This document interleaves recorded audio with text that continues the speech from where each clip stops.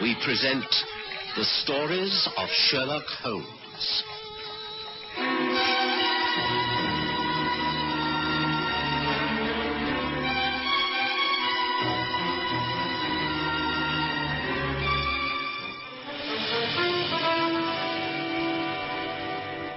Well, remember the case of the Bloemhof diamond, for it seemed to me to herald the dawn of a new age in scientific detection. The year was 1905. Already, there were quite a few flashy modern motor cars chugging their way through the London streets. We had a telephone installed at Baker Street, and most police stations were able to get in touch with us. The homes of the wealthy were discarding gaslight and adapting quickly to Swan and Edison's electrical systems. Sherlock Holmes was, of course, intensely interested by all these changes. He adapted amazingly swiftly to the advantages they lent to his skills, and was continually experimenting with each new scientific invention.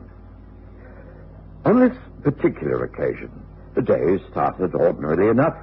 Holmes and I had received dozens of telegrams asking for immediate help, so we thought nothing of taking an early train to Richmond. I hope this proves an interesting journey, Watson. It should do.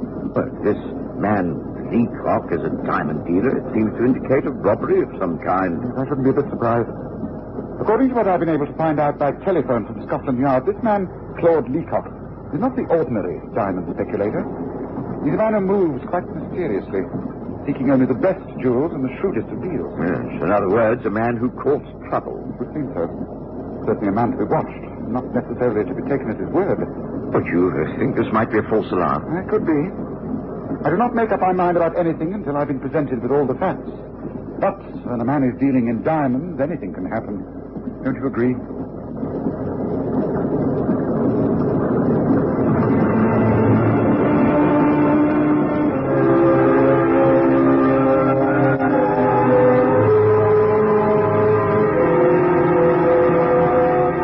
The rest of the journey was smooth enough. We took a carriage from the station, and there was no need to question where Lee House was. The driver took us straight there, and we were immediately shown into the main sitting room. It was large, comfortably furnished, with a number of armchairs around an old-fashioned fireplace. There was a three-light modern fixture hung from the center of the ceiling, and a table lamp towards one side of the door, near what was obviously a small safe. There was only one door, and the windows looked out high above the garden. Mr. Claude Leacock rose from one of the chairs and came towards us. This is extremely kind of you, Mr. Holmes, Dr. Watson. I hardly expected you to be so prompt. Please do be seated, and allow me to explain the reason for sending for you. Thank you. I should appreciate that. I will come straight to the point. I've been negotiating for some months for one of the most valuable diamonds in existence. I and 3 other friends. We at last found a customer in America for this particular jewel. We stood to make a considerable profit on this delicate transaction, which all took place in strict secrecy. My arrangements were concluded only yesterday. The seller of the stone arrived from Amsterdam in the morning. I paid him in full. Then I invited my friends here last night to view the stone. But while they were here, it disappeared. I'm at my wit's end. You must help me find it. If I'm able to do so, it will only be because you tell me the whole sequence of events in full. The names of your friends and how it happened. Well, the men concerned are Peter Marvin, Edmund Chester, and Roger Wallace. They're all businessmen in the trade and personal friends. Yesterday morning, after purchasing the stone, which is incidentally known as the Bloemhof diamond, I placed it in that safe over there. Then I telephoned each man and invited him to dinner in the evening. They knew the purpose. It was to view the diamond and approve the amount we were to sell it for. Ah. As soon as the men received your message, they knew the purchase had been completed? Exactly. At what time did you send the messages? Between 3 and 5:30 that afternoon. Wallace arrived by car, the other 2 by train. Dinner was served promptly at 8, and it was just before 9 when we came in here to talk the matter over. The room is exactly as you see it now. The center light on, the reading light on the small table was switched off. And the windows? Closed and shuttered. The heavy curtains drawn across the bay, just as you see them now. I see. The room has not been touched? Not in any particular. Good. Pray continue. Well, I gave a detailed account of the purchase, and my friends and I discussed the matter for some time. And then... Well, I think that's all very satisfactory, don't you? Yes, excellent. I'm glad you approve, gentlemen. Well, come along. Let's see this wonderful Bloemhof diamond. Certainly, I have it right here in the safe.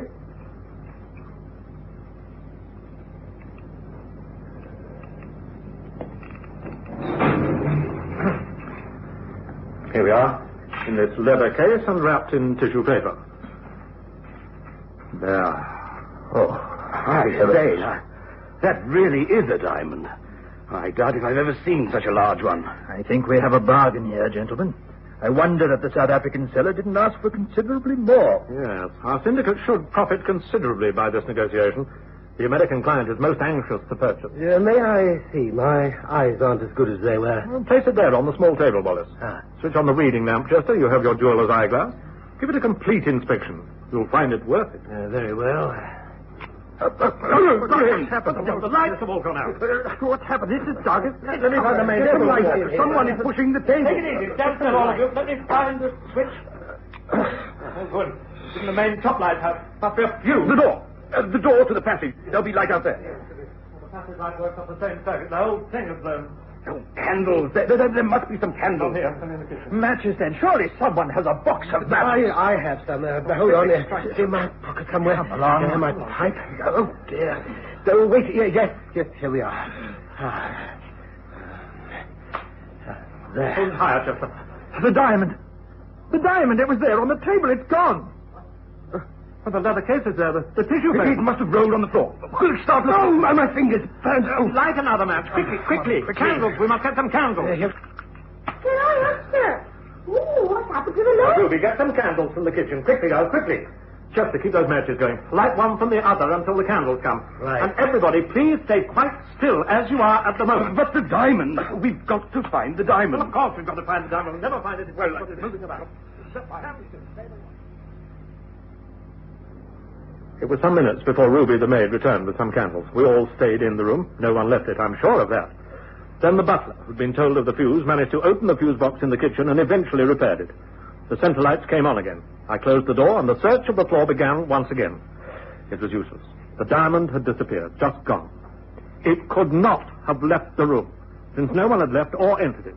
Even Ruby had remained in the passage when I took the candles from her. Can you describe where everyone was when the lights went out? Yes, I was standing about here. Marvin there. Wallace was sitting in that chair, and Chester in the chair by the reading lamp. The stone was very large, and it would have sparkled in the light. It was nowhere to be found. After we'd thoroughly ransacked the room, we gave up the search in despair. This is damned awkward, you know. The blasted thing has got to be somewhere. I think there's nothing for it. But each of us has to submit to a thorough search. You can start with me, if you like. I'm prepared to strip to the skin. Well, it's, darned embarrassing. Yes, I think Wallace is right. I suppose there's nothing else for it. All right, a dreadful business. But we must be sure. I feel responsible, but I must clear myself. All right, let's strip. One at a time. We're all aware of the ways of jewel thieves. Each man to be given a thorough search. As I say, you would start with me.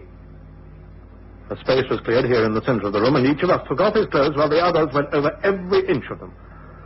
When it was all over, we were all satisfied that none of us was in possession of the diamond. What happened then? Well, we sat down and held a council of war. Eventually, it was agreed that as the diamond had been lost in my house, and the evening arranged at my instigation, I must be held responsible for its loss. And I tell you, Holmes, that I cannot make good the value of the stone. I shall be reduced to bankruptcy. Have you any theories? Not even I can have a theory without all the facts. 2 or 3 questions. One is, who has been in this room since the incident took place? No one. After each man had clothed himself, the others watched him until it grew late. It was agreed to part. They left together. I stayed here in this room. I've not left it. I locked the door, slept on the sofa.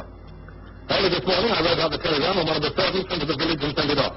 I've had no meals in here. I simply couldn't eat a thing. I assure you that this room is in exactly the same state as when the Bloemhof diamond disappeared. It's my belief it is still in here. Well, that could be. On that point, I think you've acted admirably, Leacock. Another question. Are you quite sure that it was at the exact moment that Chester switched on this reading lamp that the case entered the darkness? At that precise moment. And in your search of the room, nothing to find of any interest whatsoever? Nothing. Unless you call a threatening bit important. The sound under the table. Even that I've kept is there on the mantelpiece. Well, every detail in the case like this is important. Very well. Yes, I will investigate it for you. I find it's less than 2 minutes. Yes, I will find the Bloemhof diamond. Never fear.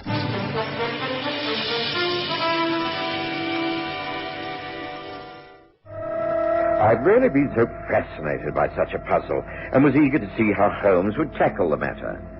To my complete surprise, He sat himself down in one of the easy chairs and simply gazed around. We were silent, watching him observe every detail of the furnishings. And then he said, You must be very weary, Leacock. Might I suggest that you leave us, go to your room, take a bath, change the clothes that you've been sleeping in, and get yourself something to eat. By that time, I shall have finished in here, and we can talk once again. Well, I think that's an excellent suggestion. If you don't mind, I'll do exactly that. Please touch the bell if you need anything. One of the servants will attend you. Splendid. Just how big is your staff? I have a butler, James, a cook, Mrs. Hawkes, and Ruby, the housemaid. Small staff, but we manage between us. I'm a bachelor. The house is not all that big, really. I see. Well, I may ask to interview all three servants before I go. Meanwhile, take your time in recovering from your long ordeal. Thank you. It is indeed a relief to have you dealing with this terrible matter. Please do make yourself at home.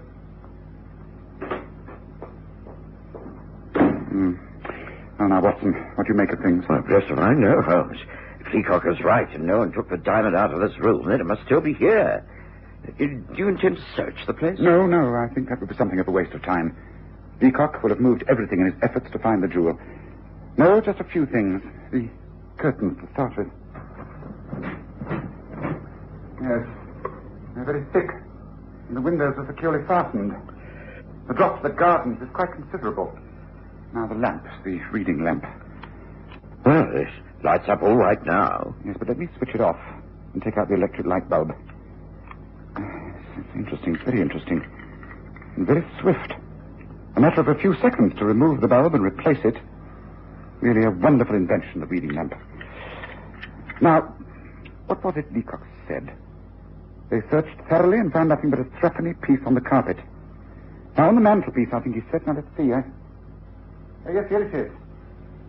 Yes, I think I'll pocket this. Oh, Holmes, I've heard of people picking up small coins for luck, but don't you think in these circumstances it's a trifle mean? Not at all. It might bring me good luck, yes. I think now, while Leacock is about his ablutions, it'll be a good opportunity to have a word or two with the servants. Shall we find our way to their quarters, Watson?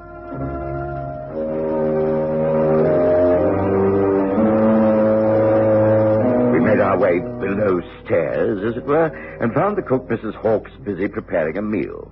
How much she knew of the drama going on about her was hard to guess, but she did have decided views. Don't go with it, Mr. Holmes. It's dangerous, all this electricity. It's not natural. Why, we'll all be burning our beds if we don't watch out. No, you may find that it won't be long before you're able to cook with it. Me? Oh, never. Gas is bad enough. Give me a good coal fire, I'll produce you a decently cooked meal. Is that the fuse box up there? That's right. James and I was having a bit of dinner at that table. The leftovers, you understand. Ruby had gone to clear up in the dining room. We was about to get ready to do the washing up when, suddenly, there's a spark from that there box. All the lights go out. I had candles at the ready, never did trust the electricity. James got up and fiddled about and eventually put bits of wire back in that thing.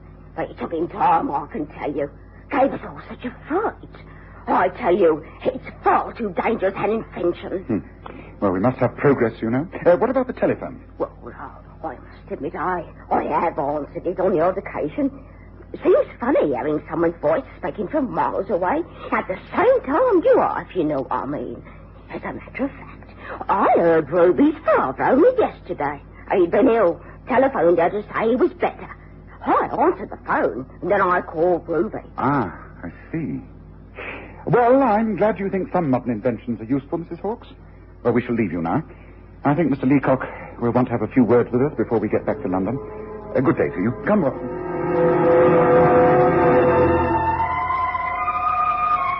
We waited a short time until Claude Leacock appeared, looking considerably refreshed and eager to know what Holmes had decided.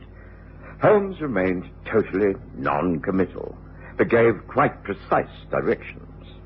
I shall leave you now, Leacock, and travel back to town. Watson and I will lunch there, and we both have several things to do. But in the meantime, will you please get in touch with your friends, Peter Marvin, Edmund Chester, and Roger Wallace? Tell them that they must all three return here this evening at 8:30. Tell them that I, Sherlock Holmes, have investigated and decided exactly how the diamond disappeared. Tell them that I expect it to be returned.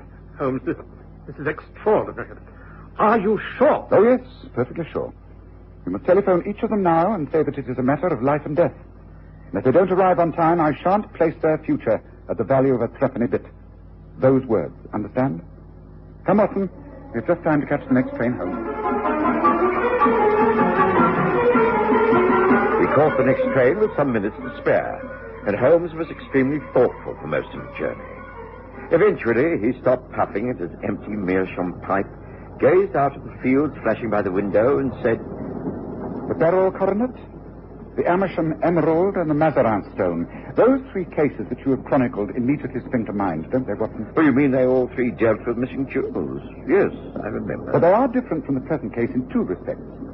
Can you say what those two respects are, Watson? Let's see. No, rest if I can. The telephone and electric light. Yes. Two of today's modern advances in the easy living of our present-day society, and both an integral part of this very puzzling case. I confess I cannot see how. Oh, you will, Watson, you will. You have already accepted the telephone and use it to great effect in your personal and professional life. I think you may soon appreciate electricity to the full. Might I suggest that you start by learning how to replace a fuse, Watson?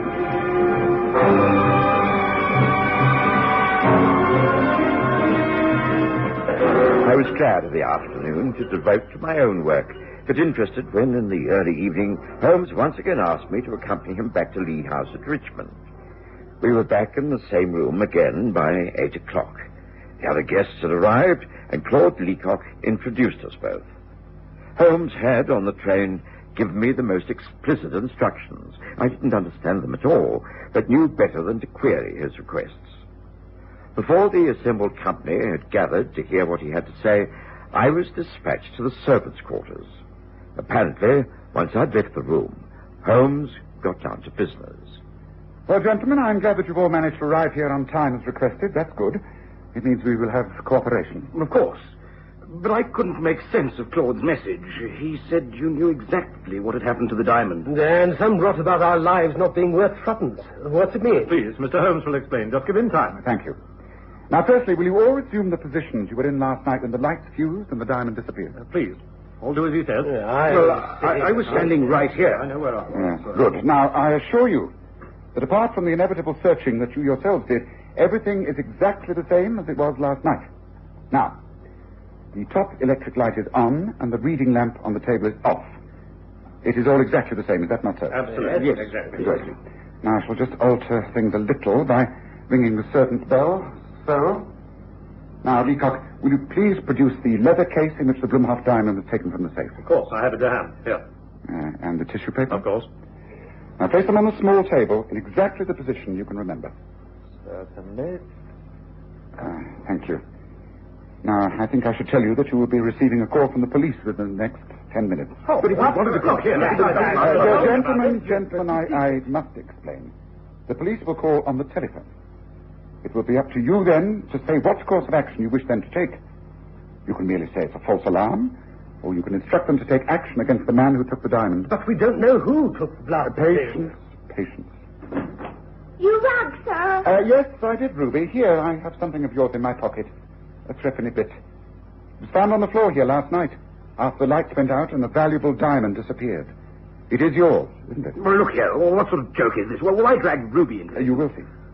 Please do not move from your positions. Now, allow me, I shall turn on the table lamp. So. Like one over here. Damn bad taste, Holmes. The matches. We know it's no good trying the light switch. Here we are. Matches, go. Great heavens. Look, in the light of the match. Something glittering on the tissue paper. It's the diamond. The diamond is back. Yes, and so are the lights. Watson's fixed the fuse in the kitchen exactly as instructed. Well, Leacock, I told you I'd be responsible for returning your diamond. Now, gentlemen, I shall leave you. The good Watson will be here in a moment, and we just have time to take a carriage to the station for the train home. But what does it mean? How did it all happen? Who is responsible? Gentlemen, you can do one of two things. Work it out yourselves and agree to take appropriate action against the would-be thief, or place the whole thing in the hands of the police and let them work it out. If they do, then criminal action will be taken against the culprit, and your business will be made public. If you do it yourselves, then it can still be resolved in secrecy. But we don't know which one of us is guilty. How can we know? Let me give you a very broad hint. The maid, Ruby, is a well-known jewel thief who has only worked here a few months. She has also worked for considerably longer for Mr. Peter Marvin. And Mr. Marvin phoned yesterday to this house, impersonating her father, to say he was much better. Doesn't that give you a clue, gentlemen? Ah, Watson, you're here. The case is closed as far as we are concerned. Shall we go home?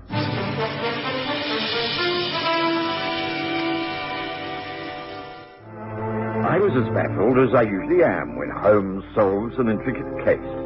I knew he wouldn't tell me all about it until he was ready, and this came after we were safely settled in an otherwise empty compartment on the London-bound train. You see, it was all a childishly simple trick. The whole success of the theft depended upon the lights going out at exactly the right time. Fuses do not blow without some reason. In this case, a threepenny piece inserted under the bulb of a lamp was a piece of metal bridging the contacts and causing the electrical short circuit. I noticed a small stain on the coin in question. Yes, but who put it there? Ruby the maid, while they were having dinner. She hid behind the heavy curtains near the lamp.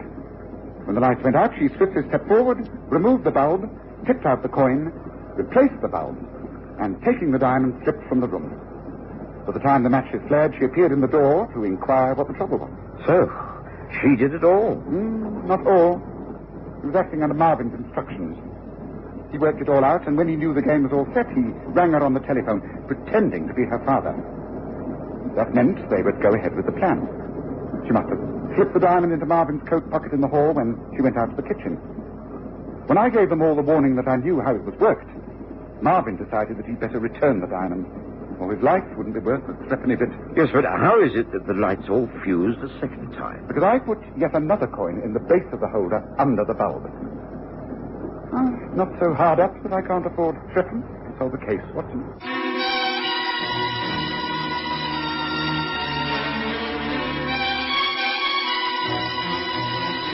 Listen again next Sunday to The Stories of Sherlock Holmes, with Graham Armitage's Holmes and Kerry Jordan as Dr. Watson.